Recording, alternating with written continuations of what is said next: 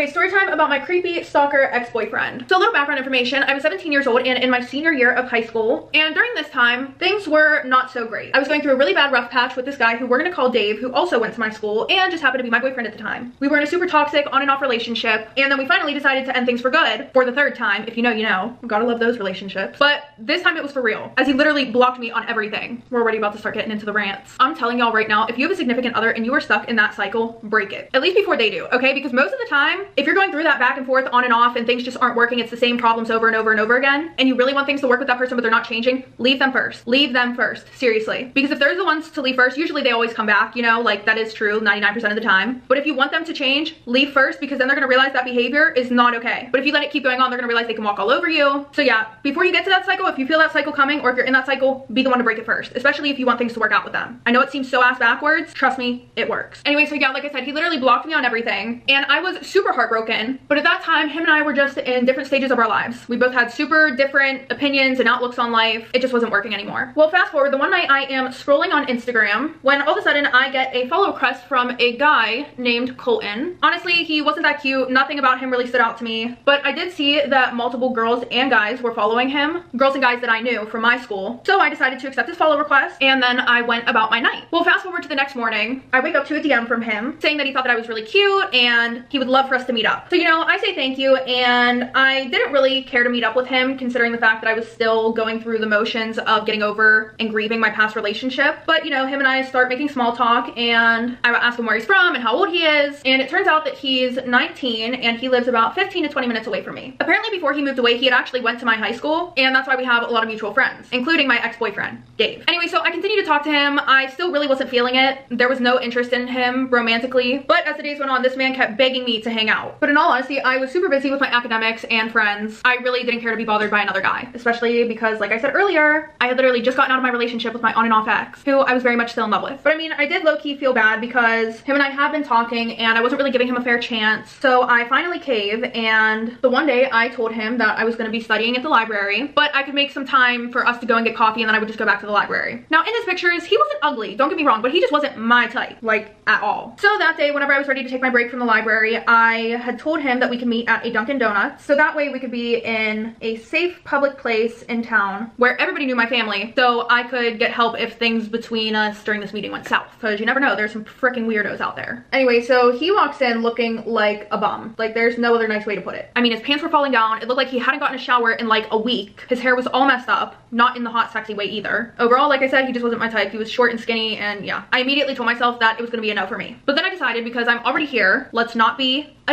dick. So, you know, I stay and we get to talking. We talked about our families, jobs, and etc. And he seemed like every other normal 20-year-old boy. Now, one thing to know about me is I am very ambitious and I really value education. Like currently in my life right now, I'm still in college and I'm about to get my 3rd degree. And him, on the other hand, Colton, he did not value education like that. And even whenever I was 17, I looked at that and I was like, oh no, that ain't gonna work. I mean, he dropped out of high school when he was 16. You know what? We're not even gonna get into it, okay? I'm proud of myself because I decided to keep an open mind and try not to be too judgmental, especially because I didn't know his full situation. Well, after talking to him more, I found out that Colton actually came from a very unprivileged home. His father left him as a child, his mother was an alcoholic, and his older brother had gotten married and moved away. Which unfortunately, this basically forced Colton to step up to the plate, you know, cook, clean, and care for his mother. Now myself, on the other hand, I come from the typical American family. I have 4 siblings, 2 loving parents who had good jobs, a beautiful house, everybody had good education, and etc. Now my parents had always encouraged my sisters, brother, and I to do as good as we can in life, obviously. Well, for Colton, it seemed like his mom didn't even know what day of the week it was sometimes. Anyway, so the hangout went okay. We had only been talking for about like 2 weeks before this, and my original plan was to, when this date was over, leave and block him, and that'll be that. Like, he wasn't my type look-wise, and he seemed to have a lot of health and emotional issues, which I'm not judging him for. Like, don't do that.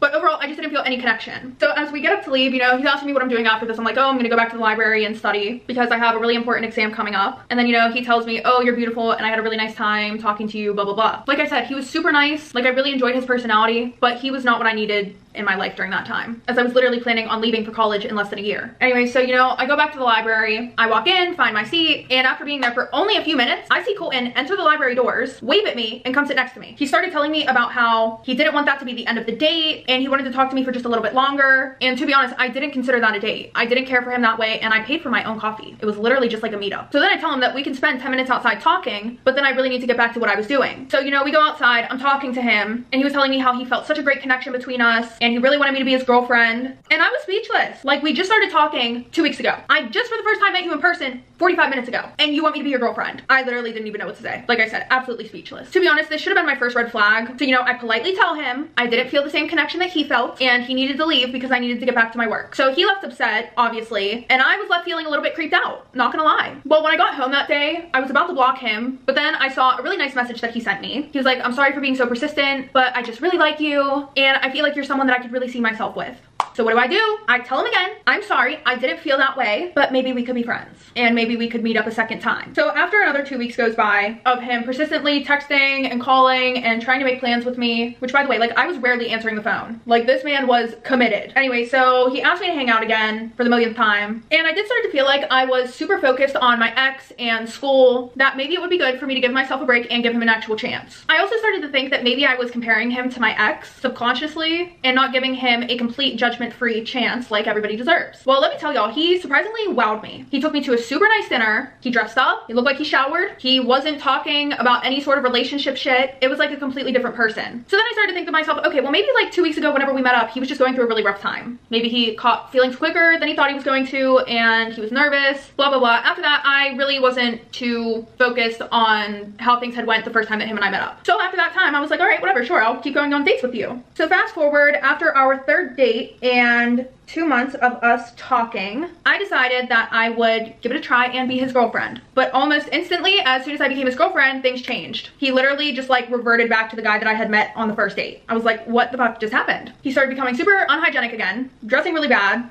which I know you guys are probably thinking, okay girl, like chill out. Like, people get more comfortable around you whenever they're in a relationship. I understand that, but he was making me pay for everything, literally everything. And he had way more issues than I thought. Like, he eventually started talking about us moving in together, starting a family, after 1 week of us being together. It honestly gave me really bad anxiety, and I had plans for myself. And I'm not gonna lie, I did not see a boy or a family being a part of that plan. Also, I literally just turned 17. Anyway, so I kind of started noticing some issues. Like, I had known that his mom had a problem with alcohol, but it was way more severe than I thought. I would go over there, and at around 3 in the afternoon, she is drunk off her ass, falling asleep with lit cigarettes while she's on the couch. Him and his mom would get into screaming matches where they would throw things at each other and just become super violent. Usually during those times, I would just leave because I didn't want to be there for that. I felt super uncomfortable. And you know, after I would leave, he would text me apologizing, saying that, you know, he's sorry and he can't deal with his mom anymore, you know, blah, blah, blah. And I would feel really bad for him because nobody should have to live like that. Like, his mom would be going to the bars all day, never be present in any conversation, passing out in the living room with a bottle of vodka and a lit cigarette in her hand. Like, I felt bad for both of them, but I saw that she did not want to change. Like, she had no plans on becoming better. And he also enabled that behavior. He would regularly give her rides to the bar and or the liquor store, and even was just constantly taking care of her instead of telling her, get your ass up and do your shit. And he wouldn't even dare mention anything to her about getting help. Because of all of his issues going on at home, we just decided that we weren't gonna see each other there or hang out there at all. And my mom had known that I was dating him, but once she met him, she immediately disliked him. She said that he seemed to have no motivation and there was something just really off about him. So we didn't go to my house either. So, you know, we would go out and go hiking, go out to eat and do a bunch of other activities. But I started to notice a pattern. He never had money and I was always stuck with the bill. And I had worked since I was 15 years old and saved almost every single penny. And I was super proud of myself because after 2 years of working hard, I had almost $5,000 in my bank account. Obviously, I saw a very fast decline in money in my bank account because I couldn't keep up with the money that was being spent. Like, he would always want to go out to eat, or he would want me to buy him new clothes, and he would constantly make promises to pay me back, but y'all can already guess how that went. So then I started asking him about his job and why he never had any money. I was fed up with the shit, as I should be. And in the beginning of our relationship, he would tell me that he was paying for bills for his mom and him. That's why he couldn't pay for things, you know, because she was always drinking. He had to pay for their living expenses because she didn't work either. And because of this, again, I felt bad because my mother and father made me feel like I never owed them anything. Like, they didn't ever do that to my siblings or I. But after 1 month of us being together, he finally told me that he quit his job 2 weeks after our second time meeting up, and that's why he was broke. All of a sudden, everything just started piling up, and I was really starting to doubt being with him. Like, why would you lie about having a job for over a month? Even to the extreme where he would literally not text me for hours because he was, quote, at work. Like, at that point, just get a fucking job. What are you doing with your days? Anyway, so after he started to be honest, finally, he then became super controlling. He would get extremely angry when I wouldn't answer his text messages right away, or whenever he tried to call me and I couldn't get to the phone fast enough. My weekends were for him. It even got to the point where he would show up at my work to make sure that I was really there. Y'all, this sounds like a love bombing situation. I know that most of you probably know what love bombing is. If you don't, be careful whenever you first get into a relationship with somebody or you first start talking to somebody and they're doing all these sweet things, you know, for you to make you feel so loved and cared for. Because when they do too much of that early on, that is usually a sign of love bombing, because as soon as they know that they have you, that person that was doing all that is dead and gone. Like, that person had never even existed. It was all a show. So be super careful whenever people are doing that. It might seem sweet at first, but just remind yourself that things should not move that fast in a relationship where they're asking you out literally a day after meeting you, as in this case. So yeah, you know, only a month into our relationship and he was already acting like a psycho. Honestly, I was extremely scared to see what would have happened if this relationship went on longer than it did, but I was also scared of leaving knowing that he's mentally and emotionally essentially f***ed up. So, you know, then he eventually opens up about his dad and says how his dad's actually really successful, and I made sure to look that one up because I wasn't about to be fooled again by this man, and it ended up being true. He had a very nice house, he had a wife and kids, but his dad left due to his mom's substance abuse issues, and he felt like he was just losing himself being married to her. Well, it also turns out that Colton's mom didn't allow him to speak to him or see him, including his brother, because the dad had left. She was like, no, screw him, he left, like, I don't want you guys seeing or talking to him. But when I found this out, I had tried to encourage Colton to talk to him, you know, let him know that you would love to get to know your family and him. So eventually him and his dad did end up meeting up, and his dad told his side of the story, which ended up checking out way more than the mom's side, to be honest. Anyway, so the one night I needed to go home because it was a school night and my mom was blowing up my phone since it was a school night. Well, when I told him that I needed to leave, he kept begging me to not go and just stay the night, and I tried to explain to him and get it through his little brain that I'm 17 years old and I had school in the morning and I could not spend the night over my 20-year-old boyfriend's house. No, it wasn't happening. So then he started to become super annoyed that I couldn't stay over, and he told me that I was just using my mom as an excuse because I didn't want to stay there. He kept saying this after I had showed him the long list of text messages from my mother telling me to get my ass home. Like, he had somehow convinced himself that I put my mom up to saying all of this. So when I got up and grabbed my stuff and I began to leave, he pushed me up against the wall and started to choke me, telling me that I couldn't leave him. Well, when he finally took his hands off of my neck, I told him this is the last time that we're gonna be seeing each other. So then he began to cry, and then he told me that he was gonna kill himself if I broke up with him. Y'all already know how I feel if y'all watched my previous videos. I don't care if somebody says they're gonna kill themselves, you need to go. Leave that person. If they're gonna do it, that is not your problem. Don't involve yourself in that. And if you're the person that says that to somebody whenever you're breaking up with them, shame on you. Seriously, I have no sympathy for you at all. Ridiculous. So then I told him, I can't be responsible if you choose to die. And then I told him the way that he's been treating me is concerning, especially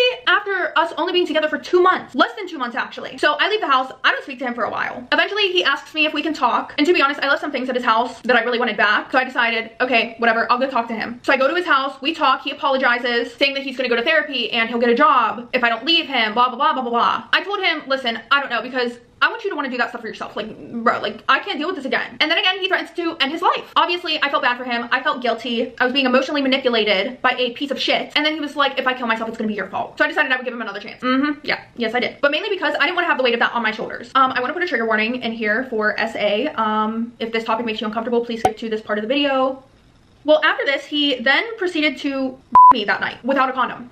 He told me that he wanted me to have his kids, and never in my life have I not used a condom before, even though I had only had sex once before this with my ex-boyfriend, who I was in love with and who didn't force me into it. And I had never had sex with him because we were only in a relationship for less than 2 months. Like, I wasn't comfortable with that. So he ended up, yeah, doing that. And me being 17 and going to college in less than 6 months, I left his house feeling super violated. And I ran to the nearest pharmacy to get a plan B. And I ate that shit up right away because you got me so fucked up if you think that I'm about to carry a psycho's kid.